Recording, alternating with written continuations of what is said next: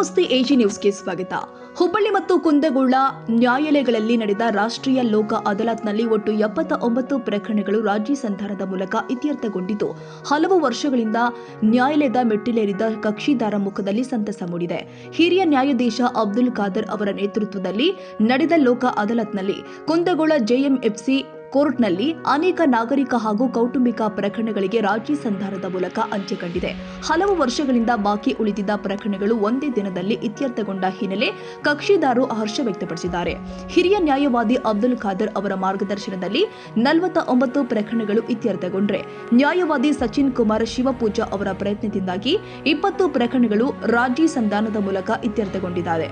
ಲೋಕ ಅದಾಲತ್ನ ವಿಶೇಷ ಆಕರ್ಷಣೆಯಾಗಿ ವಿಚ್ಛೇದನಗೊಂಡಿದ್ದ ದಂಪತಿಯೊಬ್ಬರು ಪರಸ್ಪರ ರಾಜಿ ಮಾಡಿಕೊಂಡು ಮತ್ತೆ ಒಂದಾದ ಅಪರೂಪದ ಘಟನೆ ಕೂಡ ಎಲ್ಲರ ಮನಮುಟ್ಟಿದೆ.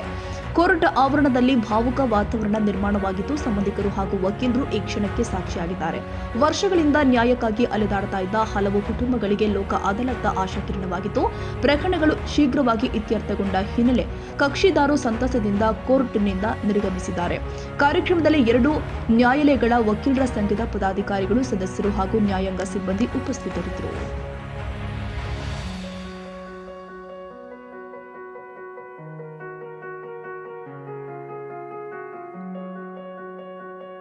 ಕನ್ನಡಿಗರ ಮೆಚ್ಚಿನ ನಿಮ್ಮ ಎಜೆ 24/7 ನ್ಯೂಸ್ ಕನ್ನಡ ವಾಹಿನಿ ಇದೀಗ ಟಿವಿಯಲ್ಲಿ ಲಭ್ಯ.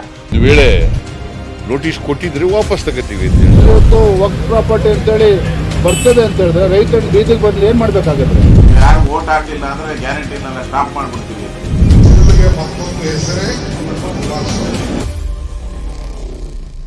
ಕರ್ನಾಟಕ ಮತ್ತು ದೇಶ ವಿದೇಶ 360 ಡಿಗ್ರಿ ಸುದ್ದಿ ಹಾಗೂ ಉತ್ತರ ಕರ್ನಾಟಕ, ಬೆಳಗಾವಿ, ಬಾಗಲಕೋಟೆ, ಧಾರವಾಡ, ಹಾವೇರಿ, ಗದಗ, ಬಿಜಾಪುರ ಜಿಲ್ಲೆಯ ಕ್ಷಣ ಕ್ಷಣದ ವಿವರವನ್ನ ಪಡೆಯುವುದಕ್ಕೆ ಎಜೆ 24/7 ನ್ಯೂಸ್ ಕನ್ನಡ ವಾಹಿನಿಯನ್ನ ಲೈಕ್ ಮಾಡಿ, ವಿಡಿಯೋಗಳನ್ನ ಶೇರ್ ಮಾಡಿ, ಕಮೆಂಟ್ ಮಾಡುವ ಮೂಲಕ ನಮ್ಮ ವಾಹಿನಿಗೆ ಸಹಕಾರ ನೀಡಿ ಮತ್ತು ಚಾನೆಲ್ ಅನ್ನ ಸಬ್ಸ್ಕ್ರೈಬ್ ಮಾಡಿ.